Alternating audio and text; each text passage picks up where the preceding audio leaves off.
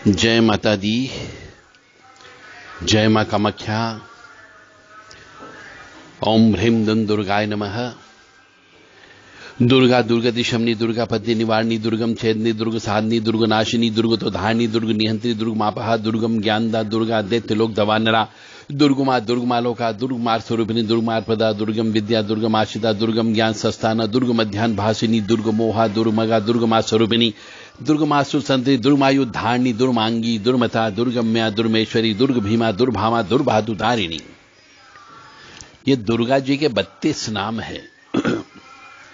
जो भी मनुष्य रोजाना घी का दीपक लगा करके मां भगवती के सामने या पूरब दिशा की ओर मुंह करके भगवती के 32 नाम रोजाना 27 बार पाठ करता हो, उसके ऊपर मां भगवती जगत जननी की कृपा अवश्य आती ही आती है।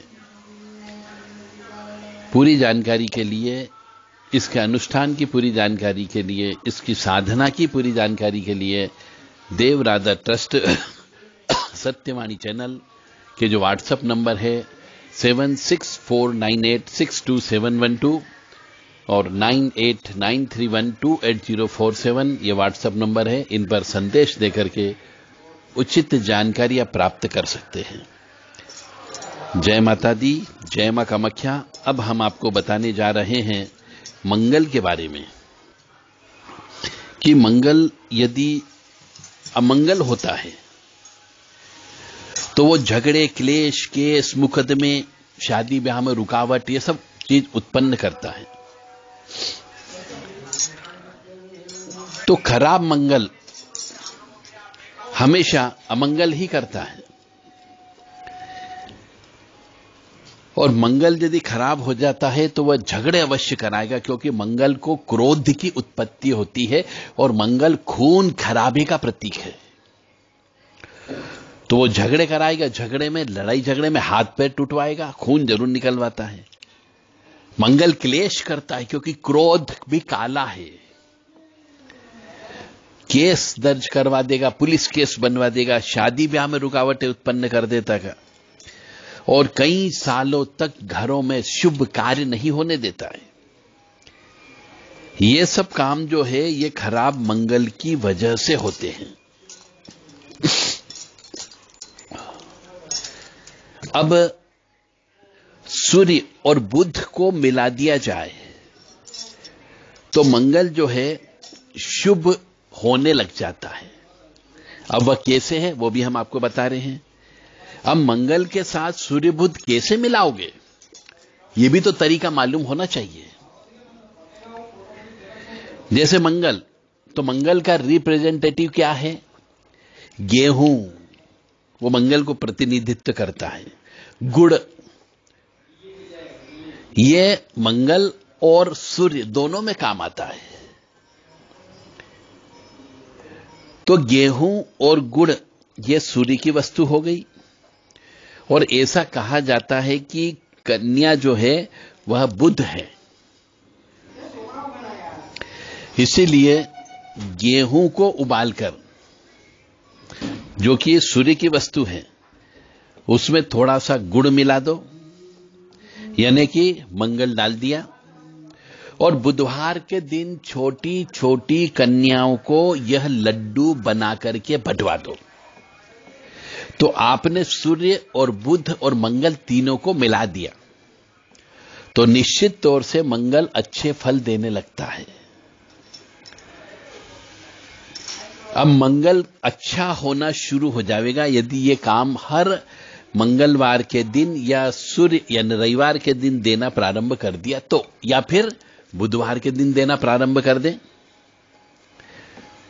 तो जो बच्चे जिद्दी किस्म के होते हैं, बहुत शरारती होते हैं, मंगल की वजह से पढ़ाई में मन नहीं लगता है, जो बच्चे बहुत ज्यादा मंगल की वजह से झगड़ालू किस्म के होते हैं, उनके लिए भी यह उपाय भयंकर कारगर साबित होगा। इन उपायों को कोई भी कर सकता है, कोई भी राशि वाला कर सकता है, कोई भी लगन वाला मनुष्य कर सकता है, बशर्ते कि मंगल खराब होना चाहिए। और जिसके ऊपर भी ये लक्षण दिखे ना मंगल खराब, कौन से लक्षण? कि वो बहुत झगड़े करता हो, बहुत क्लेश करता हो, अशांति उत्पन्न करता हो, लड़ाई झगड़े में पुलिस केस बन जाता हो, शादी ब्याह में रुकावटें उत्पन्न हो रही हो, मांगलिक कार्यक्रम नहीं हुए हो, यह बालक जो पढ़ाई लिखाई में कम मन लगाता है, बहुत जिद्दी करता है, शरारती करता है, झगड़ालू किस्म का बालक हो, तो उसके लिए भी आपको यह क्रिया कर सकते हैं। बेटी जो है वह बुध का प्रतिनिधित्व करती है और पिता सूर्य का प्रतिनिधित्व करता है।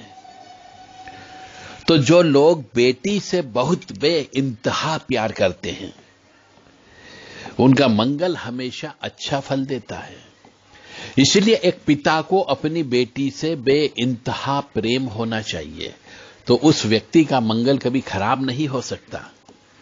और जब तक वह बेटी बड़ी नहीं हो रही है, मासिक धर्म से नहीं हो रही है, कन्या स्वरूप में है, तब तक उस बेटी को अपने पिता के साथ ही भोजन करना चाहिए, एक थाली में भोजन करना चाहिए, जिससे पिता का मंगल ठीक हो जाता है। तो बहुत सी जगह हम देखते हैं कि बेटी जब पैदा हो जाती है तब से वह परिवार बहुत ऊंचाइयों को छूना प्रारंभ कर देता है। धीरे धीरे धन धान्य ऐश्वर्य इज्जत सब कुछ प्राप्त हो जाती है। और जब उसकी हम कन्या दान दे देते हैं, उसका विवाह कर देते हैं, दूसरे की गोत्र में ट्रांसफर कर देते हैं, शादी कर देते हैं, तो उसके बाद उस परिवार के बुरे दिन प्रारंभ हो जाते हैं। यानी धीरे धीरे धन संपत्ति मान सम्मान सब चला जाता है। तो ये बुध के सूर्य के अलग होने पर मंगल खराब हो जाता है और वापस अमंगल शुरू कर देता है। क्यों? कि बेटी अपने घर पे चली गई विवाह करके, यानी बेटी चली गई, बुध अलग हो गया। अब बुध सूर्य से अलग हो गया, यानी पिता से बेटी अलग हो गई, तो मंगल फिर से खराब हो जाएगा। और जब मंगल खराब होगा तो घर में अमंगल होना प्रारंभ हो जाएगा।